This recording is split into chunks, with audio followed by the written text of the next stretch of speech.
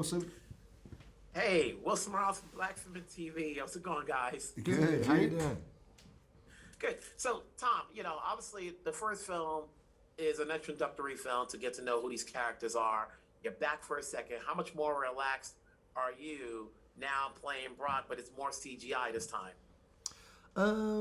Well, it's further time to develop the character that I've enjoyed playing in the first one. So being able to revisit him is always a pleasure, and to find out more about him and to I suppose to evolve the relationship with Venom even further. It gives me more chance to, I suppose, like doing a TV series. You get to spend more time with that character. You get more out of the experience, and Venom as well, also. And Andy, you've worked your way in terms of behind the scenes, and you've directed other films, but this is a big project from the studio. And so how much time did you want to invest, not only in bringing more out of Brock Venom, but exploring Carnage and Shriek and bringing them into the picture? Yeah, I mean, I was super excited when Tom and the studio asked me to be involved in the movie because all of that work to set the characters up, and particularly Eddie and Venom, had been done, and now he was an opportunity to not only reap the benefits of seeing how that relationship evolves, and the fun and the funny sort of and touching sides of that relationship, the comedy and the truthful sort of underpinning of those two characters, but also, yeah, the introduction of one of the greatest villains of in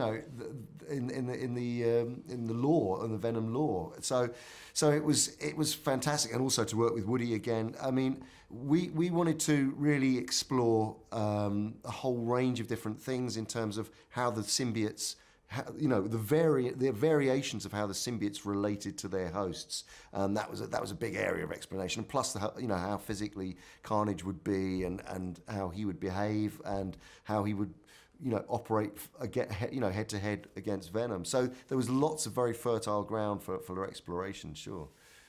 And Tom, I know it's a lot of CGI when we get to battle scenes between Venom and Carnage, but I guess throughout the filming, how are you and Woody getting along, doing this, and knowing a lot of it's going to be all behind the scenes people working the CGI? Well, I think you approach anything as if there was no CGI element, and it has to work as a radio play first and foremost. I think when you look at dialogue and then you stand it up or speak it out loud, or when you're working with a partner in any scene, it's fundamental just to work on the basics of, like, okay, who am I? What am I doing? What do I want? Who, what, where, when, why?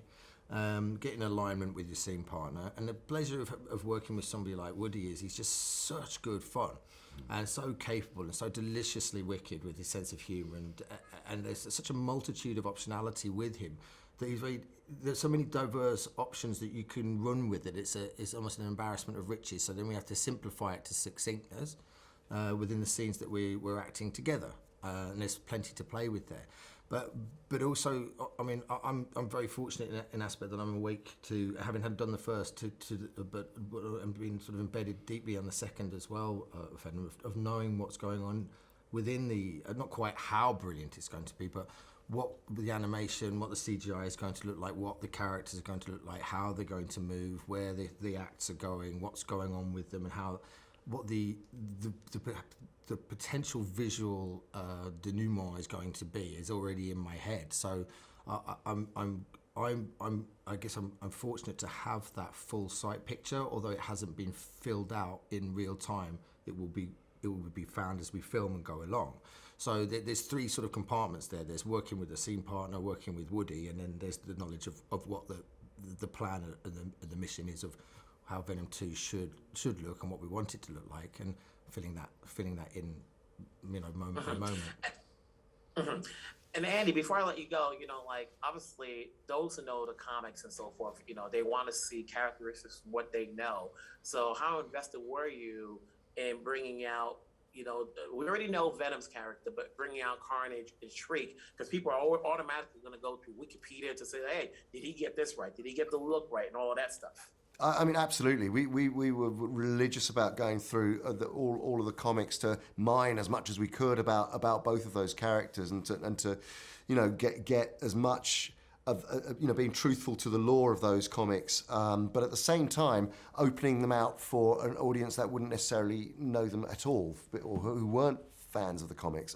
But certainly, yeah, I looked at every single comic and tried to take characteristics from the design of the character of Carnage, from what we could understand about both of their psychological makeups, their backgrounds.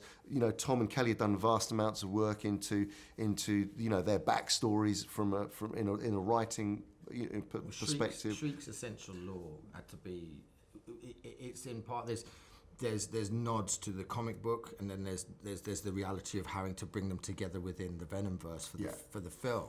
So in the same way that a comic book writer may go and reapproach Venom now and could have a blank canvas, fully living upon the lore and the mythology that's come before.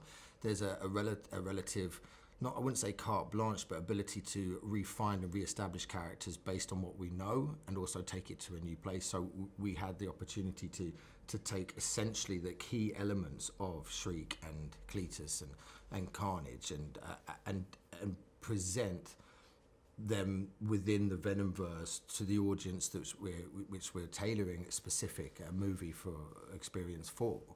And I hope, and I really do believe as well fundamentally, that Sheena and Andy's completely delivered on a wonderful exhibition of Carnage. I think the realization of him on screen, I hope and certainly believe that will make really hardcore fans happy to see Carnage in full figure come to life. And it'd be great if we went R-rated with it, but I don't think you need to. I think there's an element of that. Did we bring him to the screen? I think Andy and Sheena totally have it in that aspect. So there's a lot that goes into the pot, Gentlemen, it's been a pleasure. Have yourself a great day.